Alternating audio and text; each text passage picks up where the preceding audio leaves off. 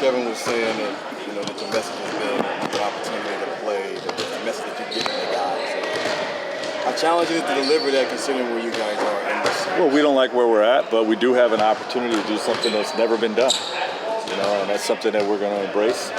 We don't have to win 4 games. We got to win tomorrow night, and that's where our focus is. Is that pretty much was the focus of today's practice, or what else did you guys try to either talk through or figure out? Yeah, it's just not a lot different from game 1 to game 2, game 2 to game 3, game 3 to game 4. Okay? You talk about the adjustments you need to make to win the next game, and that was our focus today. And what is a glaring adjustment right now you feel from game 3 to 4? I'm not sharing that with you. That would be pretty unintelligent. So what adjustments can you make for the interior, the way they're dominating your side? Obviously, they've got some beasts down there to wear panels. Yeah, we got to battle those guys. We got to, ball containment is a big thing when you talk about the boards, which they've hurt us on the boards, obviously. If we can contain the basketball better, that will help us. And then we got to box out better. Seems like one adjustment would be Edwards and being able to maybe play him straight up and not double, because he seems to be finding guys. We had 36 last night, so you got to mix it up.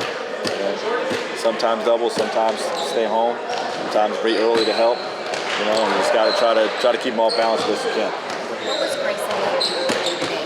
Nothing. Any improvements that you're seeing? I shouldn't say nothing. He worked with the training staff, but I don't believe he did anything on the court. Frank. So in terms of improvements, he's making progress, but still going to be listed as questionable. Frank, who's your leader on the floor right now? On the floor, Book, Brad, and KD. Do they defer to each other? Isn't it best to have one guy emerge? Not always. Nope, not always. They all do a great job, leading in their way. Was it the same in LA with AD and Ron and AD, and I would say Rondo too. I say all 3 of those guys played a big part in the leadership of that team, and I think Jared Dudley was really good for that group as well from a role player standpoint. Joe said the focus in practice was similar in games 1 and game 2, but the tone, is it a little bit different when you're kind of in this situation? No, the tone is edgy. Tone is we're going to get a win tomorrow. Confident. Coach, what did you make of Anthony Edwards' antics for his No comment on that. Did the tone of the game get set by all those down low baskets that you missed early in the first few minutes of the game? Because you guys had a chance to really pull out. Yeah, we had some great looks. I like the direction our offense has gone over the first 3 games. We didn't finish well at the basket, nor shoot the ball well from 3. Right. We still got to generate more 3s. But I like the direction that we're going with our philosophy on how to attack these guys. Is it just tightness, or when you're not making easy baskets? I mean, I know they're making it difficult. It's just basketball. For you, some games you have games like that. How much of these first 3 games do you feel like is you guys maybe not playing to your potential or what you're capable of, and how much is the Timberwolves just being? I credit the Timberwolves. I mean, they played outstanding on both sides of the ball. Credit their coaching staff. They're doing a great job, and so far in the series, they've been too much for us to handle. But the series is not over, okay? And I expect our guys to play better, and I still feel like we have a lot of fight left in us. One of the things that Kevin said after the game was that it's been play good 2 minutes, play bad 2 minutes, and that's been what he feels like it's been throughout the whole season. Why do you think that is? That's a good question. I mean, I think part of it is, the newness of our group to each other, and still, some of this stuff takes place right away. The gelling happens immediately. Sometimes it takes time for certain groups, and they got to go through it. You got to go through some suffering, to really gel and figure things out as a group. Okay, with a new coaching staff and a new group, but we got to figure it out now, and we still have time. We got to win 1 game tomorrow night. That's our whole focus, and we're confident we can do so. Well, it's not an excuse, but in the process of that, you didn't have your guys together for much of the season. I mean, Beal played like 33 games or something the first half of the season. Yeah, but we're not worried about that. You know, we got a group that can win this series.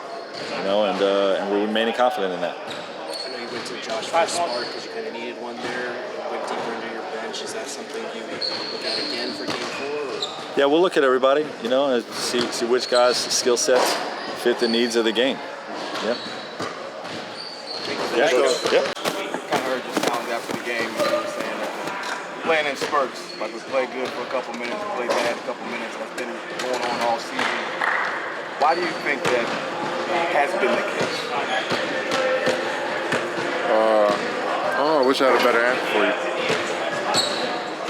In terms of the game itself, what areas did you, that third quarter again, what areas did you feel like, obviously they were hitting shots, but what areas did you feel like you guys weren't doing that led to it getting out of hand?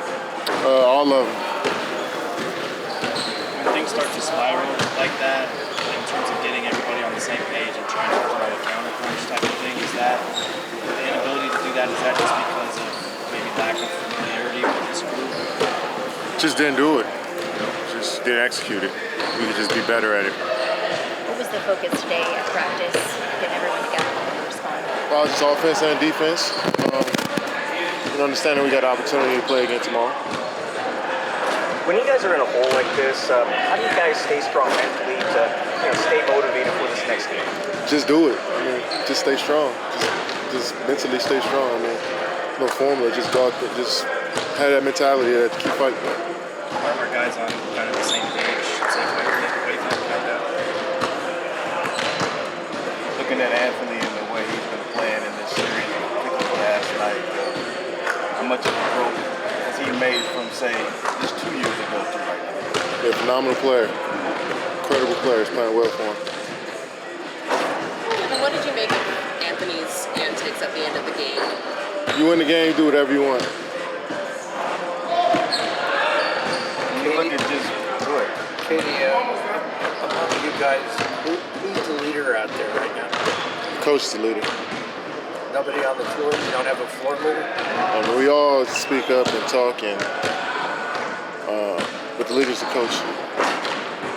What's been his message then for you guys going into this next one? We have another opportunity tomorrow. Seize it, take advantage of it, go out there and play extremely hard.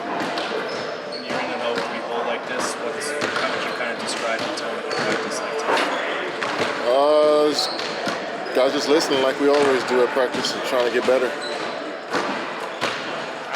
Looking at Rudy, one other thing, when you look at Rudy and the way he's played, he didn't have that kind of success in the regular season against you guys. I think he's averaging 17 and 13 in the playoffs. What like you guys have not been able to do with him in this series compared to the regular season? It's a different season, so I'm not expecting guys to step there and play up in the postseason.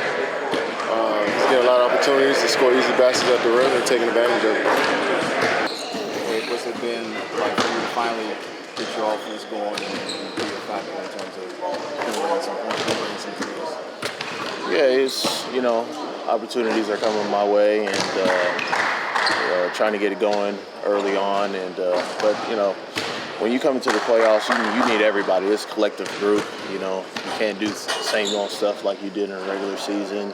And, we just need to play as a team. They're a good defensive team, and everybody needs to be aggressive. Everybody who steps out on the floor, needs to be a threat and just play their game. You said before that you guys should be averaging 130 or so, and how disappointing is that knowing that you're not able to generate those kind of numbers with the offensive firepower? It's tough. We only hurt ourselves, I always say it. I always believe that, we should be able to dictate our own flow, especially on offense. And with a defensive team like what they're doing, of course they're physical and they want to disrupt, but that shouldn't get in the way from what we should and need to do. And that's the only disappointing part. But we got to continue battling through. We know that we got to continue being more aggressive. We just have to do those things. You've been involved in some playoff comebacks in your career, so what do you tell the guys as far as try to keep hope up? Yeah, you have to. You just be ready. Everybody needs it. Like I said, everybody has to play their game. They have to be a threat, and because offensively, I mean, I think last game was the first game that we scored over 100 points, and that's unbelievable with this team. And like I said, their physicality is real. They have a good defensive team, but at the end of the day, you shouldn't really dictate and slow us down. When you go down to three in a series like this, what's kind of the level of belief in Brock? Well, it's always tough. I mean, naturally that's always tough for any team.